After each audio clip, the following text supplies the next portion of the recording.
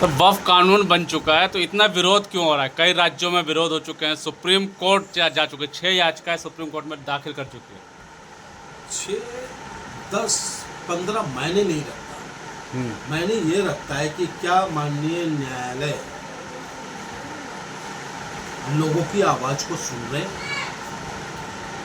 माननीय न्यायालय पे उम्मीद है, क्योंकि ये सरकार जबरन अपने कानून को थोपने को तैयार बैठी है, जबकि उसी लोकसभा में ठीक है कि जनमत था आपके पास, लेकिन 232-38 सांसदों ने उस बिल का विरोध किया है। साहब बैरिस्टर असदुद्दीन ओवैसी साहब ने कहा कि ये मुसलमानों पे जुल्म की इंतहा है, मुसलमानों की शिनाख्त को छीनने की तैयारी है इस सरकार की, मुसलमानों के इबादत गाहों को छीनने की तैयारी है।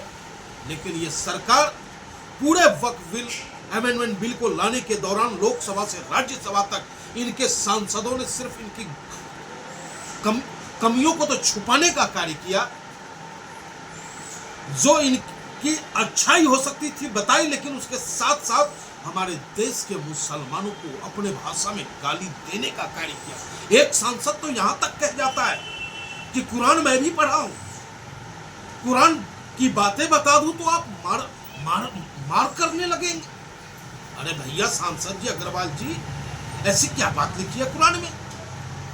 ये लगता है कि पूरी दुनिया का जो है विश्व ज्ञाता जो है ना, वो भाजपा में ही पैदा ले लिया है, बाकी लोग ज्ञानी हुए ही नहीं, लोगों ने उस कुरान को पढ़ा ही नहीं।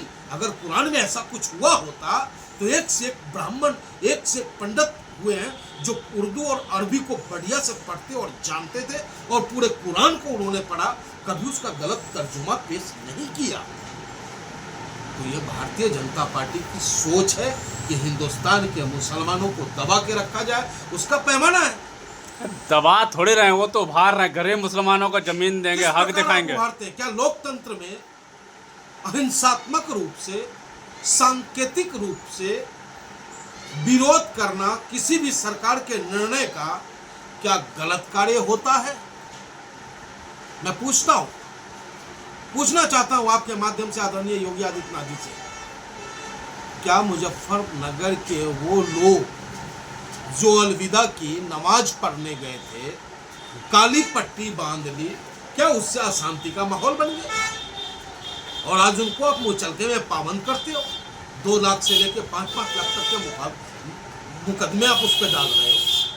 ये कहां तक जायज है? क्या ये लोकतंत्र को सुरक्षित रखने की बात है, या मुसलमानों को सुरक्षित रखने के लिए ऐसा किया जा रहा, या मुसलमानों को दबाने के लिए ऐसा किया जा रहा है? अमीर बनाने के लिए कानून लाया, मुसलमान गरीब मुसलमानों को अमीर बनाएंगे। अब अंबानी के मकान पे कोई उंगली नहीं उठा पाएगा, ये तो सत्य है। इस बिल से भू माफियाओं को ताकत मिली है। कल तक उस बिल में 2 साल की सजा थी, अब बाहर हो गए उस सजा से, जेल भी नहीं जाएंगे वो। तो क्या है ये? कौन है वो भूमाफिया? किसकी संरक्षण करना चाहती है ये सरकार? अरे हमने आपसे कहा था, जेपीसी में हमने आपको सुझाव दिया था, विपक्षी ने सुझाव दिया था, बैरिस्टर असदुद्दीन ओवैसी साहब ने सुझाव दिया था, 3-4 बिंदु थे, उस बिंदु को अवॉइड करते। अरे भाई, आप हमारे धार्मिक मामले में किसी तीसरे को कैसे शामिल कर सकते हो? मैं हिंदू हूँ, मेरे हिंदू धार्मिक न्यास बोर्ड में मैं क्यों आपको रखूं जुनैद भाई? आप आएंगे, मैं आपका विरोध करूंगा। मेरे धार्मिक बोर्ड में बैरिस्टर असदुद्दीन ओवैसी साहब आएंगे, मैं उनका विरोध करूंगा। बेशक वो हमारे नेता है, क्योंकि जो हिंदू धर्म का कर्म है वो हमें पता है, मैं अपने तरीके से करूंगा। कौन होते हैं भाई हम और या मोदी जी जाकर के इस्लाम धर्म में जाकर के अपनी बादशाहत चलाने की? पारदर्शिता लाने के लिए ना। पारदर्शिता तो आपका कानून लाएगा ना। हाँ। पारदर्शिता आप उसकी जांच करें, प्रॉपर्टी कहाँ है, क्या चल रहा है, कौन उसे खा रहा है, उस पर कार्रवाई होनी चाहिए। किसने कब्जा कर रखा है, उस अतिक्रमण को हटाने का कार्य आप करें, ना कि आप छिन्न भिन्न करने का कार्य। तो गुंडागर्दी खत्म हो जाएगी, बढ़िया गुंडागर्दी, किसी पे भी हाथ रखते थे उनकी जमीन हो जाती थी। अब यही तो बात है, कहने के लिए आप जो दिल में आए वो आप कह दो। मैंने क्या कहा कि पूरे इस बकवीड बोल को लाने से पहले से हम्म। बकबोर्ड को बदनाम करने का कार्य सरकार की गोदी मीडिया करती रही। दिन रात बकबोर्ड, दिन रात बकबोर्ड। आज भी बकबोर्ड और क्या बोलते हैं, औरंगजेब तो बाबर, सालार, गाजी मसूद, यहाँ पे ला करके हमें और आपको टिका रहा है और रातों रात 50 रुपया बढ़ा दिया सिलेंडर पे। लो कर लो बात। लेकिन यूपी में तो आदेश दे दिया योगी जी ने, जाइए और जो भी भू माफिया उन पर नजर रख कर बनाइए, आंकड़े बनाने के लिए कह दिया अधिकारियों को। भू माफिया में जाति देख करके भू माफिया चुनोगे आप?